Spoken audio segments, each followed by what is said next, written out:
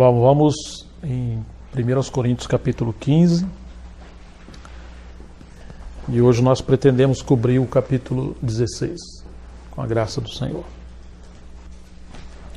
Nós comentamos, sobre a questão da ressurreição no capítulo 15. E Paulo conclui esse capítulo 15 de Coríntios. O verso 54 no final diz que tragada foi a morte pela vitória. Onde está, verso 55, ó morte, a tua vitória? Onde está, ó morte, o teu aguilhão? O aguilhão da morte é o pecado e a força do pecado é a lei. Não vamos entrar nesse detalhe da lei, que em Romanos é tão amplo, Graças a Deus que nos dá a vitória por intermédio de nosso Senhor Jesus Cristo. Portanto, meus amados irmãos, sede firmes, inabaláveis e sempre abundantes na obra do Senhor, sabendo que no Senhor o vosso trabalho não é vão. Eu fiquei pensando, Paulo está falando da ressurreição, está corrigindo alguns extremos e heresias, mas ele conclui o capítulo 15, ou pelo menos o pensamento dele, porque na época não havia capítulos, quase que dizendo que o motivo dos irmãos não serem abundantes na obra do Senhor era a dúvida sobre a ressurreição e a volta de Jesus. Nós encontramos tantos problemas ali na igreja em Corinto, e parece que eles não tinham uma visão clara sobre o reino, sobre a volta do Senhor, sobre a transformação do nosso corpo, abatido de vergonha para ser glorioso como do Senhor. E essa falta da vitória de Jesus na cruz, a ressurreição vencendo a morte e que vai ser concluída com a ressurreição dos santos, ela cegava a consciência e a mente dos cristãos para não servir o Senhor adequadamente. Então, quando ele está dizendo, graças a Deus que sempre nos dá a vitória por intermédio de nosso Senhor Jesus Cristo, quer dizer, não temos mais nada a temer, nada mais pode nos impedir de servir o Senhor. O último inimigo, ou o maior inimigo, que era a morte, o Senhor venceu na cruz, e venceu exatamente com a sua ressurreição. Então agora nós somos salvos para viver a vida de ressurreição do Senhor, porque Ele venceu a morte. E Ele ressuscitou para ser a nossa vida. Nós não temos que viver a vida velha, não temos que ter uma expectativa mesquinha e caída do homem. Nós agora temos a vida do Senhor dentro de nós. Então a ressurreição de Jesus, ela é para ser expressada através da igreja. E nós expressamos na medida que vivemos no Espírito e servimos aos irmãos, servimos uns aos outros. Quando você pega o capítulo 11 falando da ceia, ele fala, fazei isso em memória de mim até que eu volte ou venha.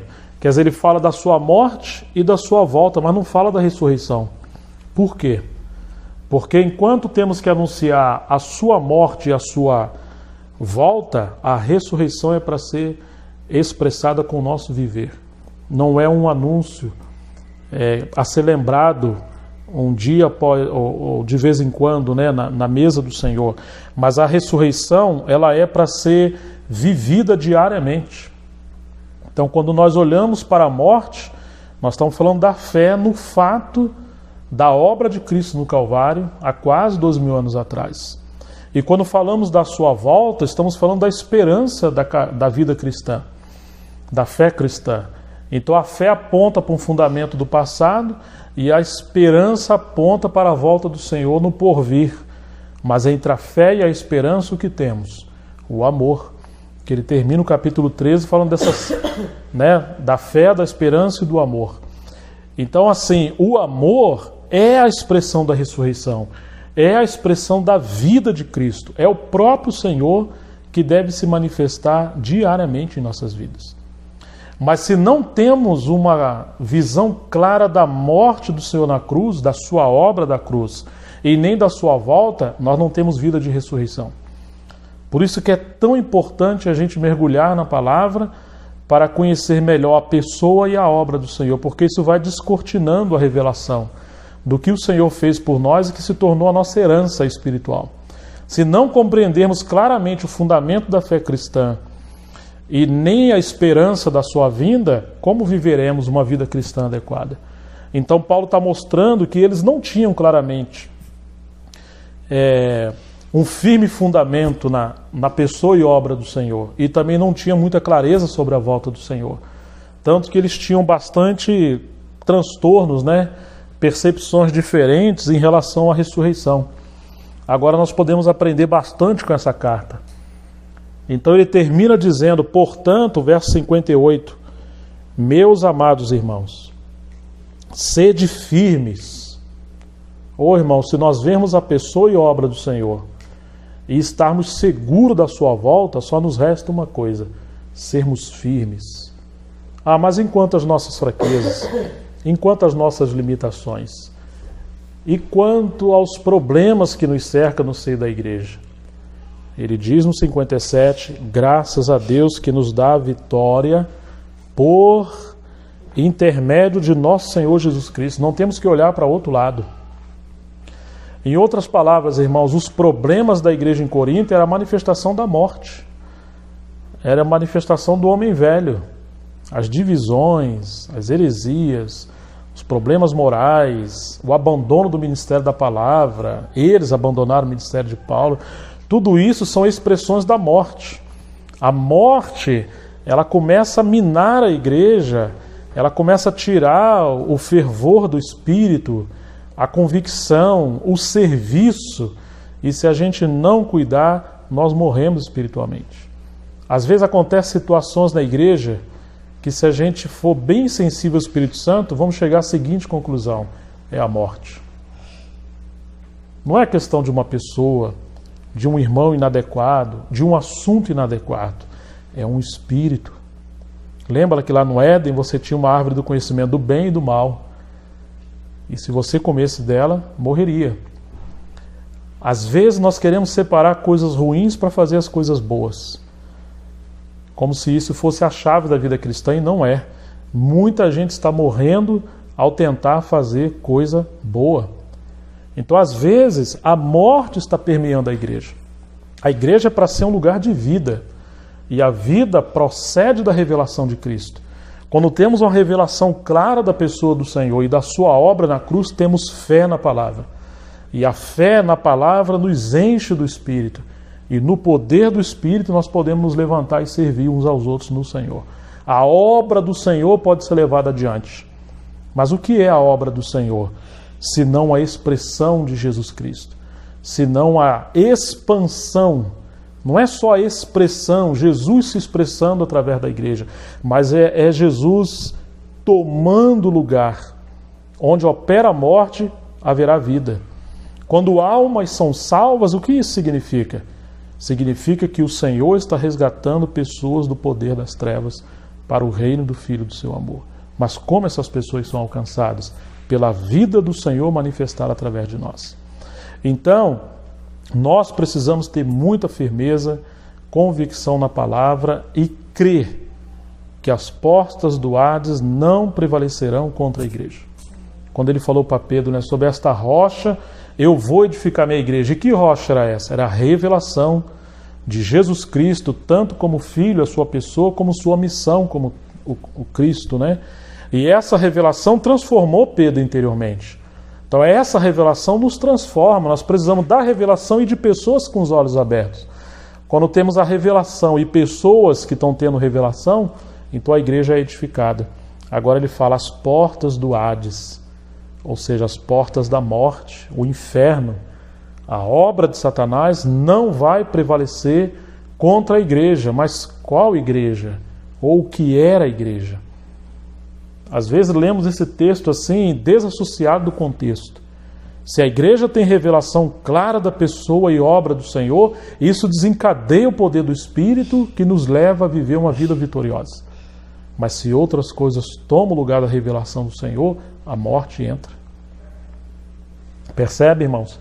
Então, quando diz que as portas do Hades não prevalecerão, Não significa simplesmente que ela está lutando contra a igreja, mas significa que quando temos revelação, somos nós que vamos arrombar os portões das trevas. É a igreja que vai avançar. Olha o livro de Atos, olha o ministério do Senhor, que onde ele ia, como que portões estão sendo arrebentados. Você pode se lembrar de uma cidade antiga, né? Os filmes épicos, né? Históricos, tinha muito isso. Aquelas cidades grandes, as fortalezas, né? As muralhas altas e aqueles portões com ferrolhos, com trancas, com tantas coisas. E quando o exército do inimigo se achega, o que ele quer fazer? Derrubar o portão. Porque se ele derruba o portão, ele entra e vai saquear a cidade. Então a missão da igreja é derrubar as portas do Hades, é derrubar no sentido de oposição e saquear os seus bens. O Senhor falou que ninguém pode entrar numa casa se não manietar o valente, e depois de manietar, nós podemos saquear os bens. Então a igreja está numa batalha espiritual, e essa batalha é contra o inimigo que já foi vencido. Paulo fala dessa batalha em final de Efésios capítulo 6, né, que a nossa luta não é contra a carne e o sangue, mas contra principados, potestades espirituais nos lugares celestiais. Mas se a gente se perde na revelação do Senhor, ou seja, perde o alvo e desce o nível da vida da igreja para cuidar de problemas, cuidar de coisas, sem a gente perceber, os nossos olhos são cegados. E agora a morte começa a entrar. Amanhã é um desânimo. A vida da igreja para, o encargo da oração para, a palavra é fechada. E sem perceber, irmãos, a morte entra e ganha. Então agora Paulo está falando aos irmãos: portanto, meus amados irmãos, sede firmes. Nós deveríamos ser muito tocados pelo Senhor com essa palavra. Irmãos, sede firmes. Aquilo que Paulo falou na carta aos Efésios. Pelo que diz, levanta-te dentre os mortos. Ele diz, desperta tu que dorme, percebe? Dormindo no sono espiritual. Levanta-te dentre os mortos e Cristo te esclarecerá. Não vive no meio dos mortos, não vive como morto, porque Jesus venceu a morte. E agora no poder da ressurreição de Jesus em nós, nós podemos vencer toda força maligna. E toda a limitação da nossa carne, toda a limitação da força natural. Nós às vezes estamos enfraquecidos, mas podemos nos levantar no nome do Senhor, pela sua vitória, e avançar, porque Jesus é a nossa vida, né? Portanto, meus amados irmãos, sede firmes, inabaláveis e sempre abundantes na obra do Senhor. Ele não está falando para uma classe especial da igreja, os líderes, não. Está falando com os irmãos. Deus quer pessoas firmes, inabaláveis e sempre abundantes na obra do Senhor. Deus quer que todos nós nos levantemos para servir. Todos nós encontramos meios pela sua graça, pelos dons que Ele repartiu, para cooperarmos com a obra do Senhor. Esse é um grande desafio que nós temos hoje. Não que um irmão ou uma irmã sirva, mas que todos os irmãos possam se levantar para servir. Quando nós assumimos o encargo de orar pela restauração da igreja, pelo ministério da palavra, pela salvação de almas, pela unidade, pelas famílias, o que nós estamos fazendo se não cooperando com a obra do Senhor? Percebe, irmãos? Mas até nisso temos que estar atentos, porque às vezes até isso o espírito da morte nos cega. E às vezes somos pessoas que não oramos, mas é a vontade de Deus que nos levantemos para orar, que nos levantemos para testemunhar, que nos levantemos para ganhar almas, que nos levantemos para servir e saber que quando nós estamos servindo é a vida do Senhor ressurreto que está sendo manifestado através de nós, sabendo que no Senhor o vosso trabalho não é vão. Quantas coisas nós queremos que o Senhor faça? E por que às vezes Ele não faz? Porque o Senhor fará através de nós. Não é simplesmente orar, como eu falava no domingo, ó Deus, abençoa aquela casa. Como Deus vai abençoar? Quando nós formos naquela casa, quando nós pormos as mãos sobre as pessoas, quando nós testemunharmos para aquelas pessoas, sejam irmãos ou não, se temos peso por algumas pessoas, nós devemos assumir aquele encargo de pastorear, no sentido de cuidar, no sentido de servir as pessoas. Esses dias eu tenho sido muito tocado pelo Senhor nisso. Eu tenho orado pela salvação de algumas pessoas, mas é como que o Senhor falasse comigo, né? Eu quero salvar.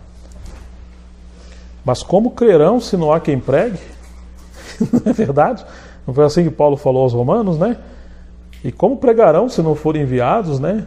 Então, assim, nós precisamos nos dispor ao Senhor para que Ele nos envie, para que Ele crie meios, crie as circunstâncias, né? Muita gente precisa ser liberta do poder da morte. Estão presos, estão em cadeias, né? E nós precisamos exercer autoridade espiritual no Evangelho, porque o Evangelho ele é o poder de Deus para a salvação de todo aquele que nele crê. Então, o nosso trabalho não é vão, no sentido de que, como diz o salmista, quem sai andando e chorando enquanto semeia, ele vai voltar com júbilo trazendo a sua colheita. Por isso o nosso trabalho não é vão. Você começa como a mulher que está para dar dar a luz ao seu filho, né? Parece que nada está acontecendo, é tão difícil, é tanta luta, mas vai chegar um momento que o neném vai nascer. A vida cristã também é assim. No começo é tão difícil, é tanta luta, é tão pouca gente, é tanto peso. Irmãos, tem dia que acorda é aquela opressão, você sente às vezes isso, um desânimo, dá vontade de parar. Será que estamos na cidade certa? Será que estamos com os irmãos certos? Será que Deus está mesmo conosco? Isso é a obra do diabo. E isso é o homem natural, é a mente caída. Mas nós podemos nos levantar. O nosso trabalho não é vão do Senhor. Amém. Nós cremos numa rocha inabalável. E quando a palavra de Deus é liberada, essa palavra tem vida. O Senhor zela pela sua palavra e ela penetra no mais profundo do homem e vai dar fruto. Podemos crer com ousadia na palavra do Senhor. E além do fruto agora, está dizendo Paulo, o nosso trabalho não é vão no Senhor, porque Ele vai recompensar o trabalho de cada um. Naquele dia, quando o Senhor voltar, Ele vai repartir os galardões, as recompensas com cada um daqueles que forem fiéis. Então, irmãos, vale a pena servir o Senhor. É realmente um privilégio muito grande. E graças a Deus que nós não temos que servir o Senhor no nosso esforço humano. Senão era impossível. Nós podemos nos lembrar desse verso 57. Graças a Deus que nos dá a vitória por intermédio de nosso Senhor Jesus Cristo. Não é pelo nosso sacrifício, não é pelo nosso esforço, não é. É por meio de Jesus Cristo. Quando cremos, nos apropriamos da sua vida, da sua pessoa, quanto mais o conhecemos, mais ele cresce em nós. E mais nós podemos viver pela sua vida. E a sua vida é uma vida que venceu a morte. Venceu o pecado, venceu o diabo, venceu o mundo. Nós não vencemos, mas ele venceu. Se vivemos pela nossa vida carnal, já fomos vencidos. Mas se vivemos pela fé na vida vitoriosa do Senhor, nós podemos falar como Paulo: posso todas as coisas naquele que me fortalece. Então nós também temos vitória no Senhor. Graças a Deus por Jesus Cristo, irmãos. Amém, irmãos? Amém. Agora Paulo dá continuidade e ele entra num assunto muito prático. Às vezes pensamos que a vida do Senhor não se manifesta de forma prática, mas não. Deus nos dá vida para fazer coisas muito simples. E na verdade o que vai fazer diferença na sociedade, na igreja, são as coisas práticas. As pessoas querem ver a nossa prática, né? Quanto à colheita para os santos, fazei vós também como ordenei às igrejas da Galácia. No primeiro dia da semana, cada um de vós ponha de parte em casa, conforme a sua prosperidade, e vá juntando, para que se não façam coletas quando eu for. E quando tiver chegado, Enviarei com cartas para levarem as vossas dádivas a Jerusalém, aqueles que aprovardes. Se convier que eu também vá, eles irão comigo. Me chama a atenção que Paulo não se ocupava só com a palavra, mas ele se ocupava muito com aspectos práticos da vida da igreja. Às vezes nós temos essa deficiência.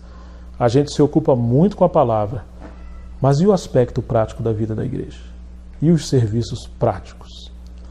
Se você olhar Gálatas 2, você vai ver que Pedro e Paulo, mas junto com Pedro, Tiago e João, e junto com Paulo, Barnabé e Tito, o Espírito enviou Paulo, e Paulo levou Tito e Barnabé para expor o evangelho que eles estavam pregando entre os gentios a Pedro, Tiago e João, que eram considerados colunas antes deles, e colunas na igreja em Jerusalém.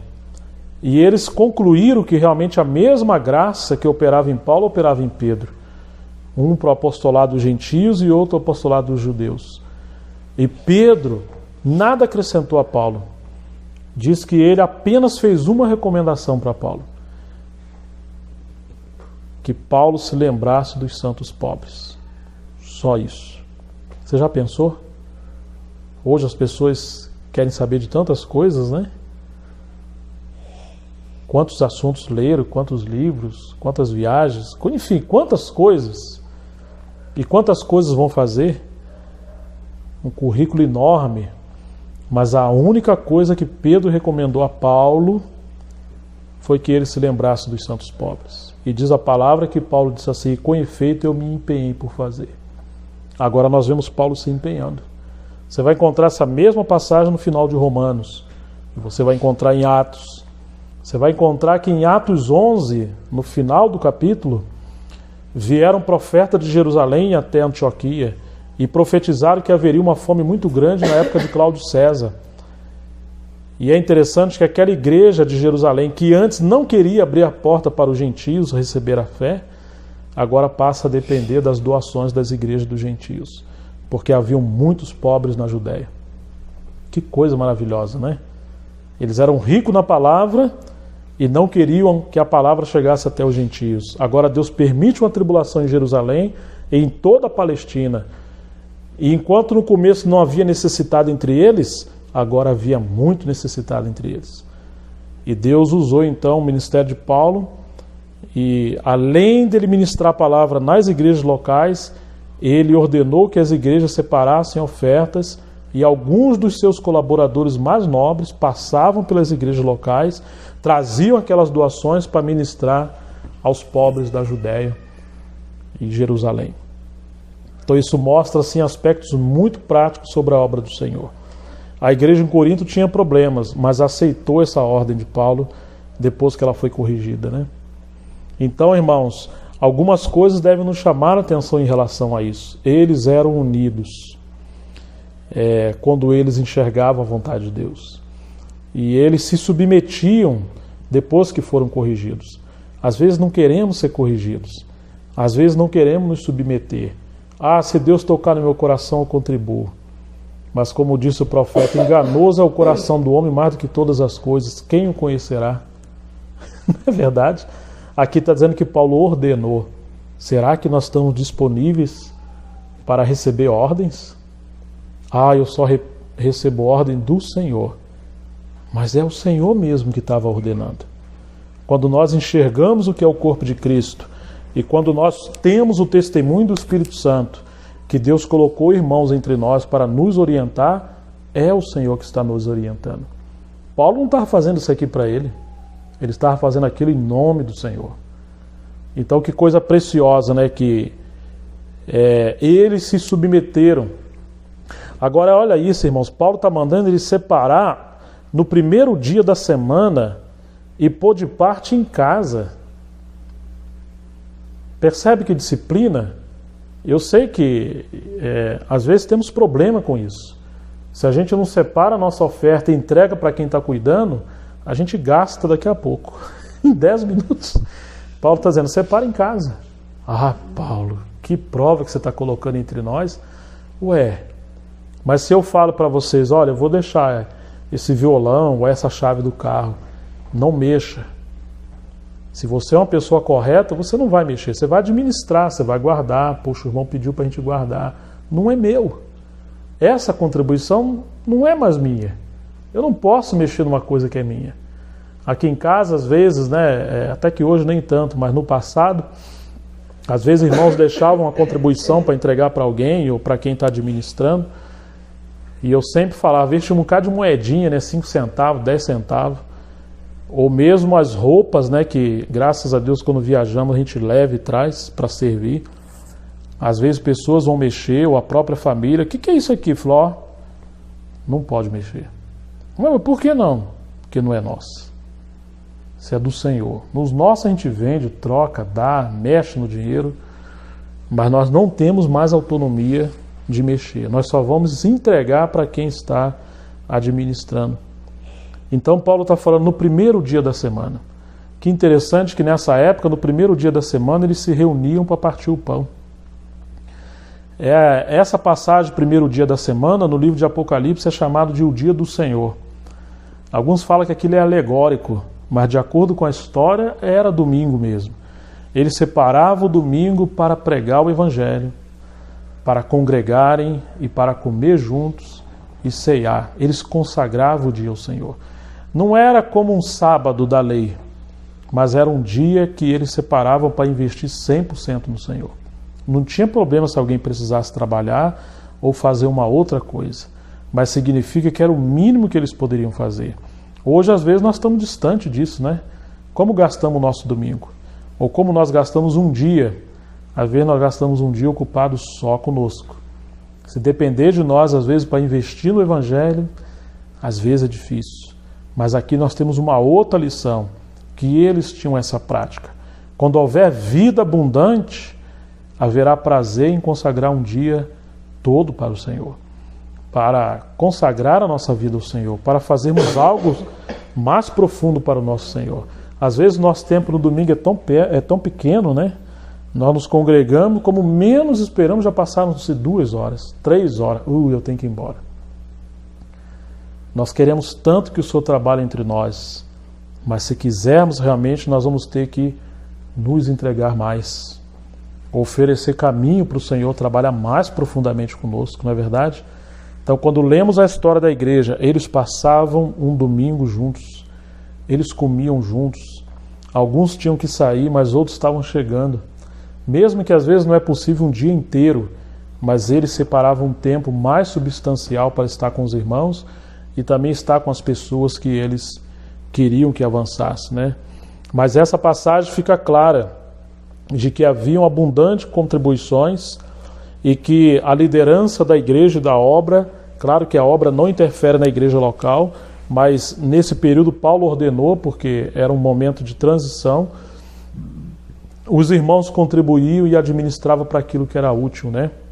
Hoje nós precisamos da sensibilidade do Espírito para saber como administrar as nossas finanças, como o Senhor vai nos conduzir, né? E outra coisa, eles diz que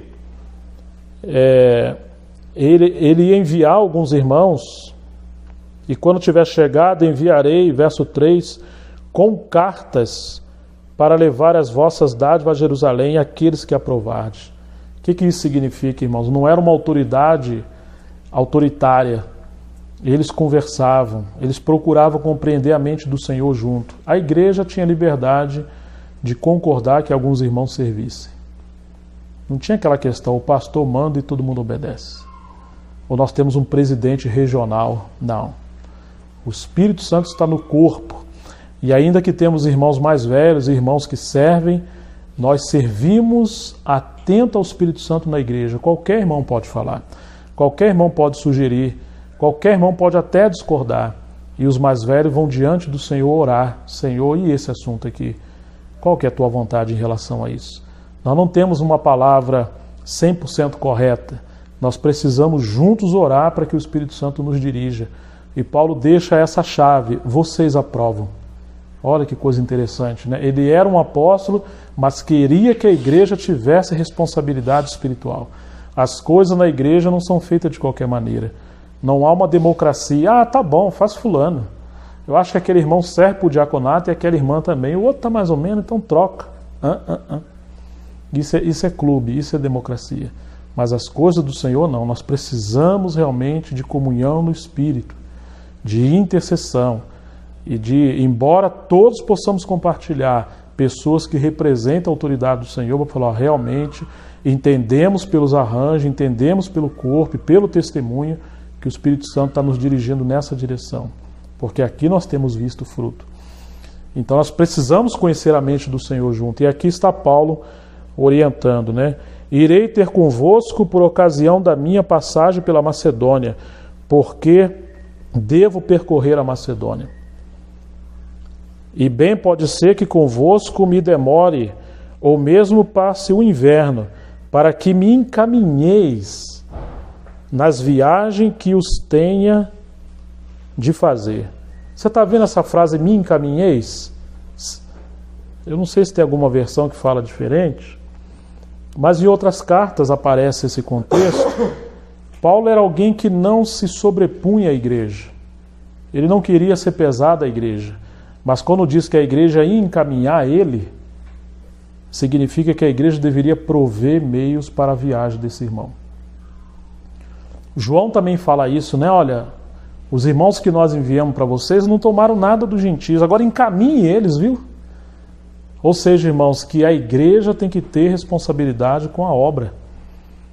É claro que essa responsabilidade não é imposta, mas se nós temos irmãos entre nós, seja que esteja indo ou que esteja voltando, né? Ou que nem mesmo habite entre nós, mas que o Espírito Santo nos dirija, que prazer e que privilégio a gente contribuir para a expansão do Evangelho. Paulo era um pai espiritual desses irmãos, e esses irmãos sabiam que era a responsabilidade deles. Ainda que ele não está conosco, mas é a nossa responsabilidade honrar o ministério desse irmão, porque ele está indo onde nós não podemos ir. Mas quando ele vai, todos nós estamos indo, porque todos nós cooperamos. Não vamos fisicamente, mas nós estamos apoiando. Uma vez, quando a região da Acaia estava em crise, especialmente a igreja em Corinto, quem proveu para o ministério de Paulo foi a igreja em Filipos. Agora Paulo está dizendo, olha, eu espero que vocês me encaminhem. Ô irmãos, nós também precisamos, se vamos avançar com a vida da igreja, estar atento ao Espírito Santo. Como o Espírito Santo está dirigindo as coisas. Será que o Espírito Santo quer expandir a sua obra para algum lugar? E nós temos cooperado com isso? Às vezes nós contribuímos com as nossas ofertas. Mas Deus não quer simplesmente que a gente dê a nossa oferta e falar, bom, agora é a responsabilidade de quem cuida. De fato, temos responsabilidade em administrar, mas mais do que isso, Deus quer que a gente una o nosso coração com a obra, o que Deus está fazendo. Então eu não apenas dou a minha oferta, eu significo que aquela oferta significa a minha vida faz parte dessa obra. Essa oferta é uma maneira de eu testemunhar de que nós somos um, de que entendemos que, embora a igreja seja local, alguns irmãos entre nós, Deus chamou para essa vida da igreja expandir para outro lugar. Então nós temos peso. Quando alguém viaja, ele possa falar, olha, fisicamente eu estou sozinho, mas a igreja toda está comigo, porque os irmãos têm parte no meu ministério. Então é isso que Paulo está falando, né? Eu espero ser encaminhado através de vocês, porque não quero, verso 7, agora ver-vos apenas de passagem, pois espero permanecer convosco algum tempo, se o Senhor o permitir. Ô irmãos, a permissão do Senhor. Às vezes queremos que as coisas saiam de uma maneira, e às vezes o Senhor muda. Se o Senhor nos permitir meditar também na segunda epístola dele aos Coríntios, você vai ver que ele falou assim, olha, eu não sou leviano, como alguém que combinou de ir e não foi. Em mim não tem sim, sim, e depois não, não, não, é sim ou é não. Mas em mim houve sim e o amém no Senhor. Eu não fui leviano, porque Paulo está dizendo que iria e depois ele não foi. E os irmãos acharam, Paulo disse que vem, mas não vem. E alguns opositores começaram a criticar Paulo. Mas na verdade o Espírito Santo dirigiu Paulo de outra maneira. A igreja, irmãos, se de fato Jesus é o Senhor e o nosso cabeça, muitas vezes nós vamos tentar fazer algumas coisas que ele vai nos barrar o caminho. E às vezes coisa que nós nem esperamos, o Espírito Santo vai nos dirigir a fazer.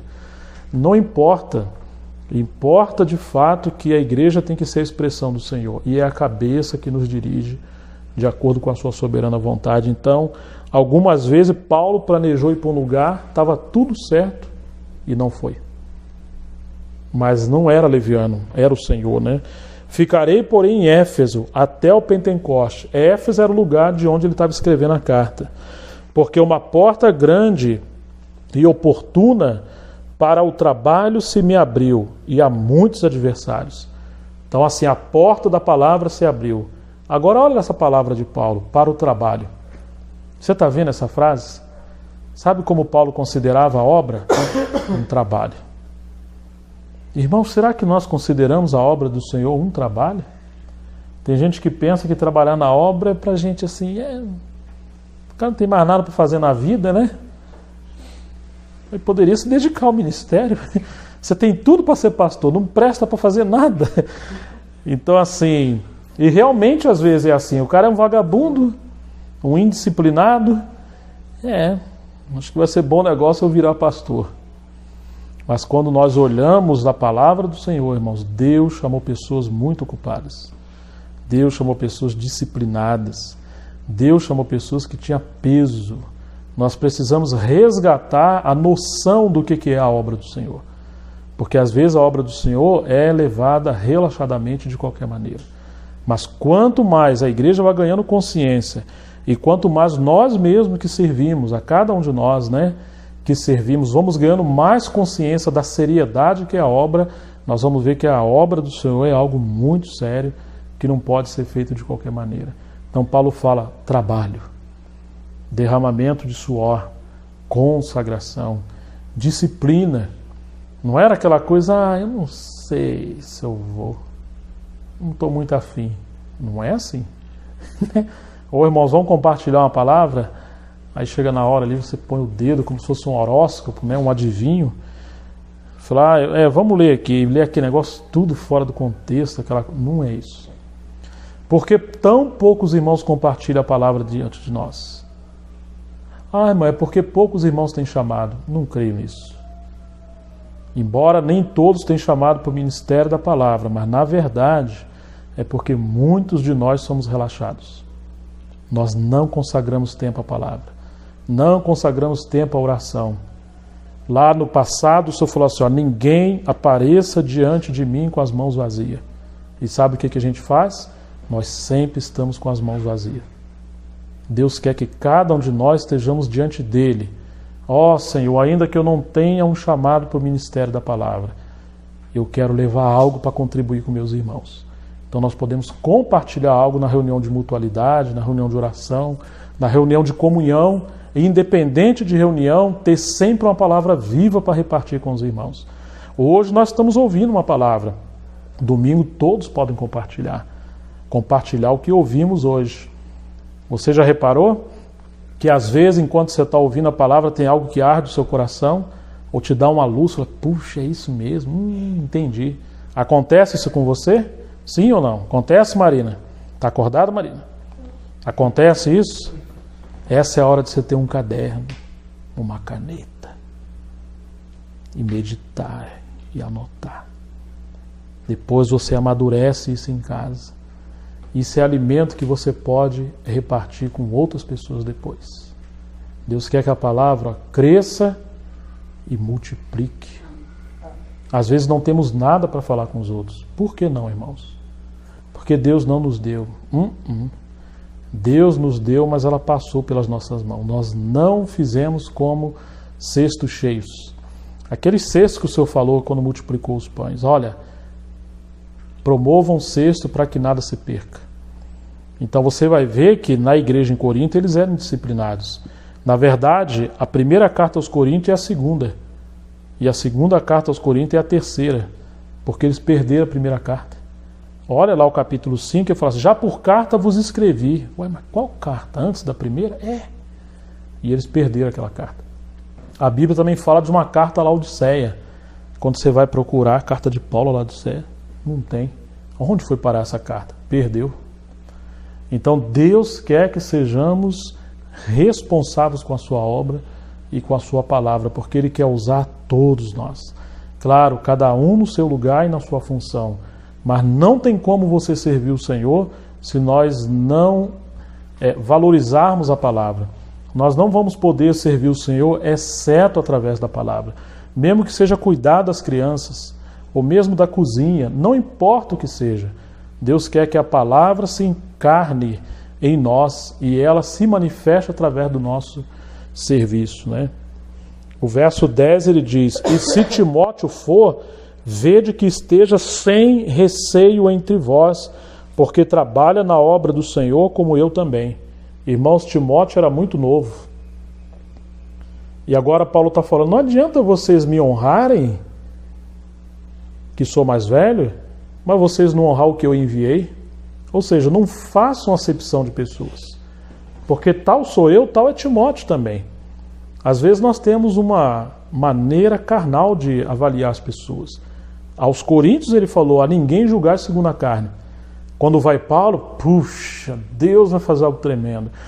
Ah, que pena, Paulo não veio. Ué, quem que veio? Timóteo. E quem era Timóteo? Timóteo era um jovem.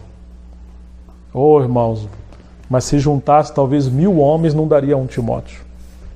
Ele era um jovem que foi trabalhado pelo Senhor, que foi discípulo de Paulo. Ele era um filho de Paulo na fé. E quando Timóteo chegava, a graça de Deus chegava também. Agora Paulo está falando, não desanime, porque, irmãos, sabe o que acontece? Nós, às vezes, oramos para o Senhor levantar obreiros para a sua seara, mas nós matamos os obreiros. Quando nós não valorizamos, quando nós desmerecemos, nós estamos matando o espírito desses irmãos. Não tem nada que impede mais a palavra fluir numa cidade do que a falta de valor à palavra, ou de valor aos irmãos.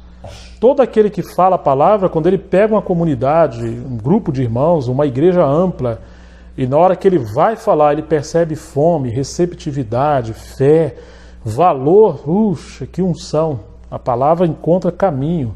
Ah, mas quando é o contrário, as pessoas estão dispersas. Ai, meu Deus, já vai começar a palavra. Acabou. Morre. Então veja que Timóteo esteja sem temor. Não trate ele com menosprezo, porque ele é jovem. Sabe, irmãos, eu conheço muitos lugares que as pessoas estão orando, ó Deus, envie irmãos, envie obreiros. E eu olho assim, tantos irmãos preciosos entre eles, mas não valorizam. Querem que venha um Watchmani lá da China, quem sabe ele ressuscite. Às vezes valoriza um livro de um irmão, mas não valoriza o compartilhar de um irmão. Deus tem irmãos e irmãs em cada igreja. E Ele pode usar essas pessoas. Quando nós olhamos o final de Mateus 9, o Senhor olha a multidão, era uma multidão de como ovelhas que não tem pastor. E Ele fala, oh, a seara é grande, são poucos trabalhadores, rogue ao Senhor da seara que envie trabalhadores à sua seara. E eles vão orar. E Deus enviou. E quem eram esses obreiros? Eles mesmos. Deus não enviou ninguém de fora. Deus enviou os próprios discípulos. Deus quer que entre nós se levante mais irmãos, mais pessoas com peso, mais pessoas com responsabilidade. Mas para isso está na hora da gente botar o ombro mais. Às vezes, irmãos, viemos para a reunião relaxadamente. O irmão vai falar, realmente o irmão fala.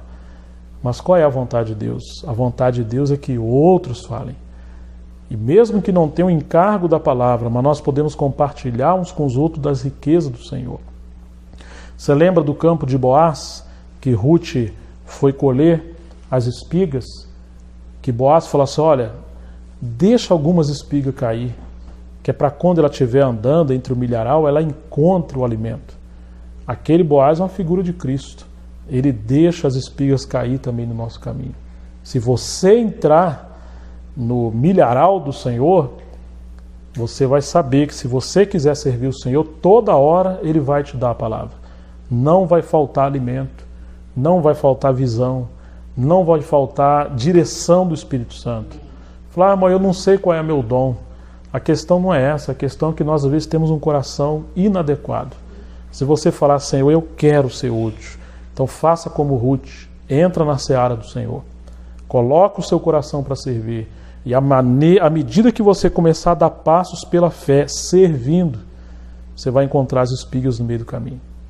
Esteja atento ao Senhor. E às vezes é uma coisa pequena, como você começou a cuidar dos jovens, o outro fazer outra coisa, o outro quer uma reunião em outro lugar, enfim, não importa.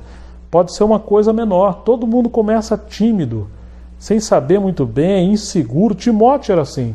Olha lá as 2 epístolas de Paulo a Timóteo, você vai ver um jovem inseguro. Tem hora que está amedrontado, só fala, Paulo, lembra-te de Jesus. Puxa, você fala isso para um obreiro? Toma ânimo, não despreza a sua mocidade. Então, tem hora que a gente vê assim, Timóteo, sabe, tímido, como que alguém que vai falar assim, como que é, Timóteo? Aumenta aí, parece que ele está assim, tímido. E o Senhor está encorajando Timóteo, tenha ousadia. Deus não nos deu espírito de covardia, nem de timidez. Nós podemos nos levantar pela fé, porque é a obra do Senhor, é a palavra do Senhor. Não se levante na carne por você, mas se o Senhor te chamou para você cooperar, tenha ousadia, não tenha medo, não tenha temor, e mesmo se errar, o Senhor nos corrige e nos coloca de novo para servir. Só vai ter uma classe de pessoa que nunca vai errar, é uma pessoa que nunca se colocou para servir, também nunca vai servir para nada, né? Toda pessoa que tenta, que se põe a servir, por mais que erre ou que aconteça alguma coisa, ela será aperfeiçoada pelo Senhor.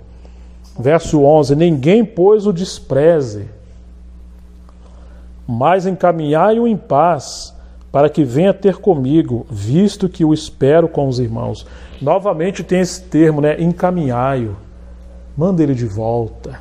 Gente, provê para ele. Abençoa o ministério desse irmão. Ele precisa voltar. Como nós precisamos valorizar esses irmãos, né? E ele diz, acerca do irmão Apolo, verso 12, muito lhe tenho recomendado que fosse ter convosco em companhia dos irmãos. Mas de modo algum era a vontade dele ir agora. Irá, porém, quando se lhe deparar boa oportunidade. Que versículo! Enquanto a Timóteo, ele diz a sua carta aos Filipenses, eu não tenho ninguém como Timóteo, que de boa vontade me serve como um filho ao Pai. Porque todos buscam o que é seu, e Timóteo busca só o que é de Cristo, só o que é de Cristo. Quando ele fala que busca o que é seu, não está falando de pecado. Ele está falando de cuidar só da sua obra, só do seu encargo, só daquilo que Deus deu. Às vezes nós somos assim. Nós não sabemos cooperar com o irmão. Por exemplo, o ministério de Paulo era um ministério apostólico da palavra, né? E o ministério de Timóteo, naquele momento, era colaborar com Paulo. Se você perguntasse, Timóteo, qual é o seu encargo? Meu encargo é cooperar com Paulo. Até o dia que Deus confiou a própria obra a Timóteo.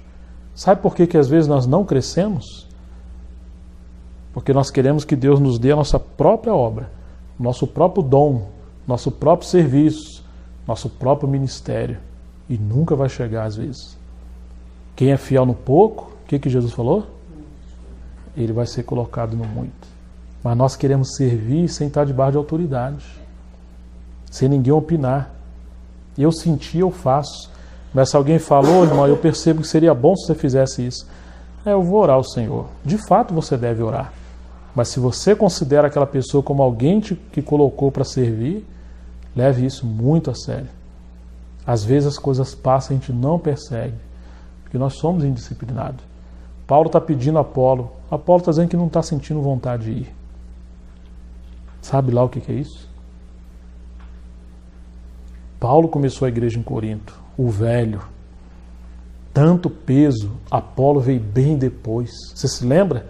Foi Priscila e Áquila que apontou melhor o caminho do Senhor, do Evangelho a Apolo, e recomendou se encontrar com os irmãos.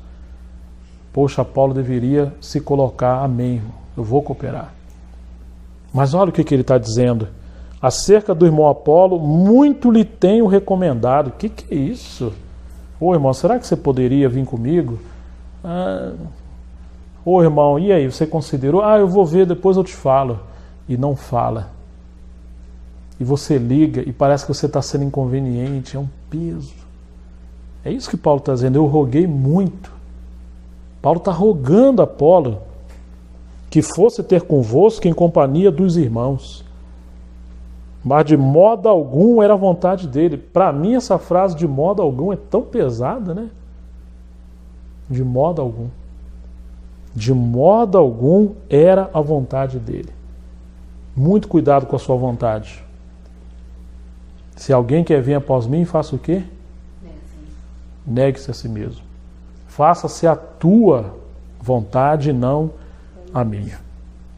Às vezes não sabemos a vontade do Senhor, mas justamente porque não sabemos, seria melhor ouvir os irmãos que têm mais experiência. Porque nós não sabemos detectar claramente a vontade do Senhor. Mas quando nos pomos a servir, o Espírito Santo vai falar conosco. E mesmo que a coisa não seja correta, poxa, aquele irmão mais velho errou, mas o fato da gente se submeter abre caminho para o Espírito Santo trabalhar entre nós. Então essa é uma disciplina que nós precisamos aprender. Não é alguém que vai manipular o outro. Nós temos liberdade, como Apolo teve. Eu não estou sentindo vontade de ir. E ele não foi. Mas se a gente nos sujeita ao Senhor em espírito, em oração, a cabeça vai encontrar liberdade entre nós para nos fazer experimentar a mesma coisa. Puxa, Deus juntos tem nos dirigido a fazer isso aqui. Como é difícil, irmãos, às vezes no lugar quando há resistência. Imagine, né? Existem cidades que hoje estão num tempo de trabalhar com família. Eu participei de uma cidade agora, servindo uma localidade, e eu percebi, claro, é momento de família. E os irmãos estavam trabalhando, pregando, ajudando, fazendo encontros. A graça de Deus estava fluindo em todos aqueles que acataram aquela percepção dos mais velhos. Mas teve um irmão que se levantou contra. Teve um irmão que no meio da reunião discordou com uma coisa lá e entrou uma treva. Eu falei, caramba, hein? Como a gente precisa aprender que nós não somos maior do que o corpo. Seria muito estranho que todo mundo está experimentando uma coisa só e o outro irmão não. Pode ser que ele até esteja correto, mas é quase 100% de certeza de que ele está errado. Porque além do corpo local, os obreiros extralocal. E além dos obreiros extralocal, o fruto do trabalho. Porque Deus está dando testemunho, operando maravilhas, salvando pessoas e edificando famílias. Então, às vezes, irmãos, o Espírito Santo quer nos dirigir na cidade para um momento. É momento de encontros, é momento de evangelização, é momento de treinamento, é momento disso. E a gente não entende. E às vezes entra uma treva, entra um prejuízo porque a gente não compreende. Aí tem discórdia. Eu não estou sentindo. Mas será que é o nosso chamamento sentir pela igreja toda? Será que você tem um volante da condução da igreja? Porque se a igreja está caindo para um lado e eu estou indo para o outro, opa, peraí. Vamos orar, né? Vamos buscar a vontade do Senhor, embora não seja uma democracia, nunca, mas podemos experimentar o Senhor juntos. Então aqui Apolo não sentiu vontade de ir, e Paulo respeitou, não está condenando, mas o fato dele falar isso aqui, eu penso que ele está com tristeza no seu coração. Sede vigilantes, vigia, irmão, como diz os cariocas, né? Permanecei firmes na fé. Novamente Paulo fala a palavra, não sejam meninos, permanecei firmes. Ô irmão, como é que você está? Ah, eu estou bem, glória a Deus. Daqui a pouco, e irmão, como é que você está? Ah, não sei, andei pensando bem. Quer dizer, tempo instável, sujeito a chuva e trovoada. De manhã de uma maneira, meio-dia está outra, quando chega à tarde já está mais ou menos, e à noite está trovoada. Parece que você está encontrando 4 pessoas durante o dia, mas é a mesma pessoa. Paulo está dizendo, sede vigilantes, permanecei firmes no seu sentimento. Não está assim na Bíblia? Nas suas emoções, nas circunstâncias? Não. Na fé. Circunstância vai mudar, os sentimentos vão mudar, problemas vão acontecer, problemas na igreja vão acontecer, discórdia às vezes nós vamos ter, e mesmo problemas entre nós às vezes vamos ter. Mas tudo isso é para conhecermos o Senhor juntos.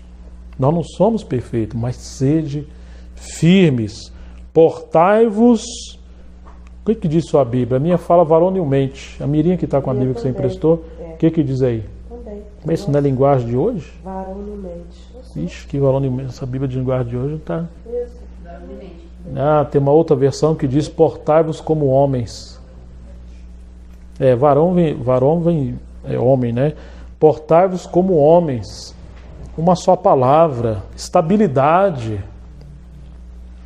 Esse negócio de tratar, não cumpre, diz que vai, não foi, e vão embora, mas não vou mais. Enfim, era uma oscilação terrível na igreja em Corinto. Uma hora elogia Paulo, outra hora taca pedra.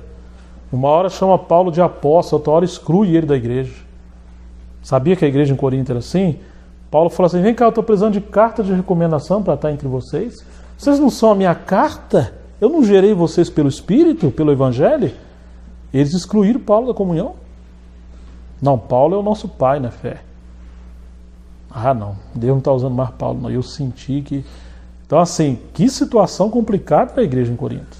Então, Paulo está falando, portai-vos como homens, fortalecei-vos. Todos os vossos atos sejam feitos em amor ou com amor. Como é fácil, irmãos, murmurar. A gente estava indo tão bem, mas está começando a cansar. É para o Senhor que nós estamos fazendo.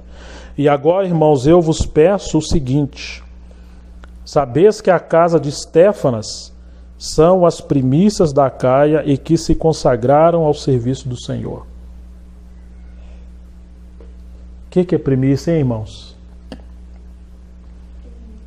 São os primeiros. Valorizar os primeiros. É muito mais fácil, né? Às vezes os mais jovens chegam e não reconhecem as coisas que o Senhor já fez. Ele está falando, já que está uma desordem e ninguém está assumindo, então Paulo fala, só mais uma coisa, mais o seguinte, sabeis que a casa de Estéfanas são os primeiros da Acaia. Deus salvou eles primeiro, viu? Não foram vocês. E que se consagraram ao serviço dos santos. Tem muitos irmãos, mas quantos se consagraram ao serviço dos santos? Lembra lá na lei? Um servo poderia ficar tantos anos na casa do seu senhor, 7 anos. Depois ele era livre para ir embora. Mas se ele amasse profundamente seu senhor, ele poderia desejar ficar, a sua orelha seria furada. E ele ficaria por amor. Isso é consagração. O Senhor ia ter a marca do senhorio dele na orelha desse servo. Fala, vocês são muitos salvos. Mas a família de Estéfanas se consagrou ao serviço do Senhor. Qual que é a vontade de Deus, irmãos? Que todos nos consagremos ao serviço. Quando não temos consagração, a gente faz as coisas quando dá vontade. Ixi, mas é difícil da vontade. Às vezes vem aquela vontade, mas se você pensar muito, a vontade passa. Esse que é o problema. Tinha o Snoopy, que era um desenhozinho antigo. Aí, às vezes, tinha um desenhozinho dele, uma piadinha dele que falava assim, quando vem a vontade de trabalhar, sabe o que eu faço? Eu encontro uma sombrazinha, corro e deito. E fico esperando até a vontade passar. Aí você vê a ideia? Preguiçoso. Se quando vinha a vontade dele trabalhar, ele corria, achava uma moitinha e dormia até a vontade passar. Às vezes nós somos os Snoops. Não, era o Snoopy mesmo, não é Horácio, não era. Aquele cachorrinho. Nós não temos vontade. Quando vem a vontade, a gente deixa a vontade passar. Bom, dê vontade de visitar as pessoas, vai. E chame alguém, ore, sirva, encoraje. Vamos servir. Mas fica essa murrinha, às vezes a nossa carne é terrível. Não é fazer uma sobrecarga, mas é você entender que se o Senhor te quer em algum serviço, leve a sério. Ele vai te dar o poder que você não tem, mas Ele vai te dar o poder para você ser fiel. E quanto mais for fiel, mais o Senhor te dá graça e supre as necessidades. Que também vos sujeiteis a esses tais, como também a todo aquele que é cooperador e obreiro. Alegro-me com a vinda de Estéfanas e de Fortunato e de Acaico, porque estes supriram o que da vossa parte faltava. Agora não era só Paulo que ia para Corinto e os colaboradores, os irmãos de Corinto também saíam, viu? Se você ler com calma, você vê que quando Paulo viajava, os irmãos acompanhavam Paulo, ele nunca estava sozinho. E agora ele está dizendo que alguns de Corinto saíram para ver Paulo. Essa é uma nova fase da igreja também. Deus quer que se tenha obreiros entre nós, puxa, o irmão vai viajar, seria tão bom se fosse alguém junto, né? Alguns. E a gente prover, ofertar e cobrir a família dos irmãos. Quando a gente, não falo só de mim, né, mas de todos, isso é um ensinamento. Quando alguém vai viajar, irmãos, nós devemos cobrir a família. Devemos cobrir os filhos. Devemos orar, colocar os nossos ombros. Satanás se levanta contra, né? E a gente deve dar a vida, redobrar o serviço. Como é bom. Às vezes a gente viaja, a gente fala, ó, graças a Deus os irmãos ficaram com nossos filhos. Isso é um testemunho maravilhoso. E a gente se sente protegido. Mas isso é encargo. Nós estamos cooperando com a obra do Senhor. Não é só um irmão. Isso é uma responsabilidade de todos nós. Eu não tenho chamamento para ir. Mas quando ele vai, eu vou junto, porque estamos tanto contribuindo como protegendo, fortalecendo. Quer ver uma coisa detestável? É quando os irmãos mais velhos às vezes viajam. Eu acho que nós aqui não temos tido esse problema, né? Pelo menos não tem sabido. Às vezes a igreja para. Quase não tem. Às vezes acontece sim conosco um pouquinho. Quase não tem reunião, quase não tem isso. É um desânimo. O que isso significa, irmãos? Que nós estamos girando em torno dos homens. Graças a Deus são servos de Deus, mas essa é a hora que todos temos que nos levantar para servir. Ó, irmão, nós vamos ficar firmes no Senhor. E essa é a hora que se manifesta quem tem mais responsabilidade. Imagine que o pai e a mãe saiu, aí fica os jovens em casa. Vai pegar fogo na casa? Vai esperar o pai vir para apagar o fogo? Então, assim, a hora que os pais começam a sair, é mais ainda a hora da responsabilidade de todos nós nos levantarmos. Eu penso que o Senhor quer fazer algo mais entre nós. E Ele está nos despertando a todos nós. Ah, nós já temos servido, é verdade. Mas Ele quer que a gente avance. Amém? Ele quer, né, Mirim? Né, Catatal? Que a gente avance no Senhor, né? Que a gente sirva, né? Graças a Deus, né, que hoje nós temos mais liberdade uns com os outros, né? Porque trouxeram refrigério ao meu espírito e ao vosso.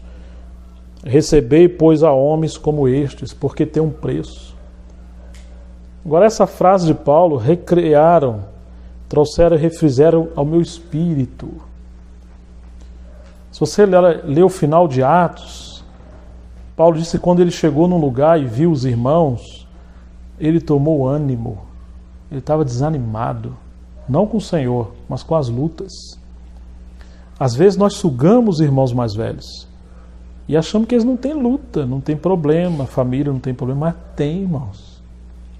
Qual foi a rocha na época de Moisés que saiu água? Qual era a diferença daquela rocha para todas as demais rochas? O que aconteceu com ela? Quem que lembra? Para sair água da rocha para... O que Moisés fez? O que Moisés fez? Bateu, né?